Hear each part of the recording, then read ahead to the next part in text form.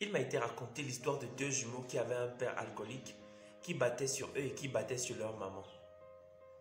Des années après, lorsqu'on a retrouvé l'un de ces jumeaux, il venait juste de se faire licencier de son travail.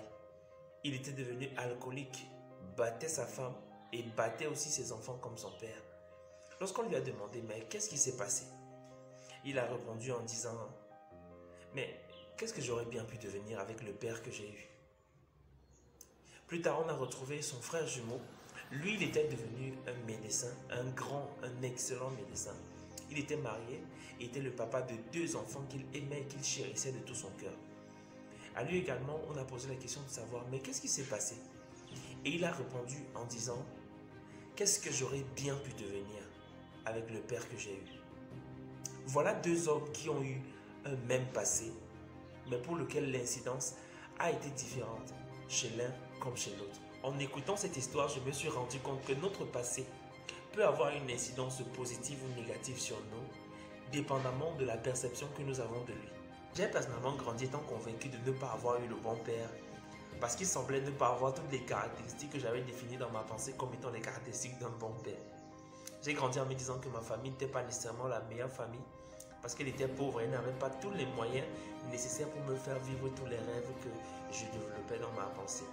Et cette histoire que je me racontais de moi-même, de mon passé, a développé en moi une certaine façon de me voir et de percevoir ma vie. Mais les vérités que j'ai découvertes sur le chemin ont totalement métamorphosé ma perception de moi, ma perception de ma vie, et m'ont donné de développer un amour inébranlable pour ma vie et pour mon passé. Alors si tu es prêt, allons-y tout de suite à la découverte des trois vérités qui ont changé ma perception de mon passé.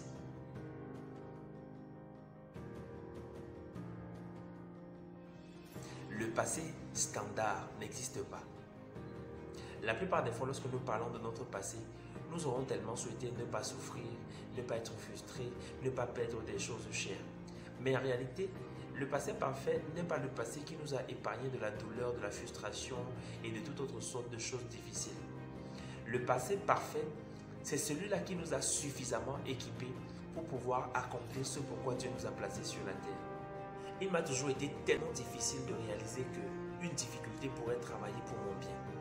Chaque fois que je vivais quelque chose qui ne me plaît pas, quelque chose qui me frustre ou qui me met mal à l'aise, mon seul problème, ma seule focalisation était de sortir rapidement de cette difficulté. Mais en apprenant, je me suis rendu compte que le plus important, ce n'est pas de sortir de cette difficulté. Parce que les difficultés, on en aura toujours tout au long de notre vie. Le plus important, c'est d'apprendre ce qu'il y a lieu d'apprendre dans cette difficulté. Donc parfois, cette difficulté est là pour t'épargner de plusieurs autres difficultés qui arrivent devant. Et je commençais à réaliser que mon passé n'est pas un passé négatif. Mon passé a eu tous les ingrédients qu'il faut pour pouvoir m'amener dans la direction vers laquelle le Seigneur me préparait. Ton passé t'a appris quelque chose. Il y a certaines personnes qui ont grandi par exemple sans leurs parents et qui ont développé des compétences et des aptitudes qu'ils n'auraient jamais pu avoir s'ils avaient vécu avec leurs parents. Moi par exemple, j'ai grandi avec ma mère à mes côtés qui avait l'habitude de tout faire pour moi, qui se rassurait que je ne manque absolument de rien et tout ce qu'il fallait faire, elle prenait le soin de bien le faire. Ceci a téléchargé dans mon subconscient la pensée selon laquelle ma mère est là, ma mère le fera. Alors même lorsque j'étais grand, lorsque j'étais marié dans ma propre maison, je me rendais compte que j'étais réticent. J'étais pas réticent, j'étais lent à prendre des initiatives. Et mon épouse avait l'habitude de me rappeler, mais je t'ai parlé de telle chose, mais tu n'as rien dit à propos, tu n'as même pas réagi, qu'est-ce qui se passe? En fait, de manière inconsciente, j'avais dans mon subconscient la pensée de ma mère viendra, ma mère me dira, ma mère fera, ma mère m'aidera. Alors, par contre, d'autres personnes ont vécu sans leurs parents. Ou alors, sa mère était quelqu'un qui allait de foyer en foyer, mais qui ont dû développer la responsabilité, qui ont appris à faire les choses par elles-mêmes, à être responsables, à prendre des initiatives. Voilà un avantage que leur passé, apparemment négatif, leur a légué.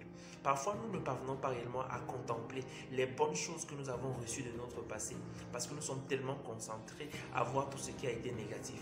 Si tu regardes cette vidéo, j'aimerais t'encourager à t'arrêter une minute, à prendre un document et à noter sur ce document les choses que tu penses comme les ayant reçues de ton passé, les choses, les aptitudes, les compétences que tu penses avoir développées à cause du fait que tu es grandi dans cette réalité que tu aies vécu toutes ces réalités dans ton passé? Grand. Ton passé est l'une des plus grandes ressources que Dieu t'a données pour ton futur.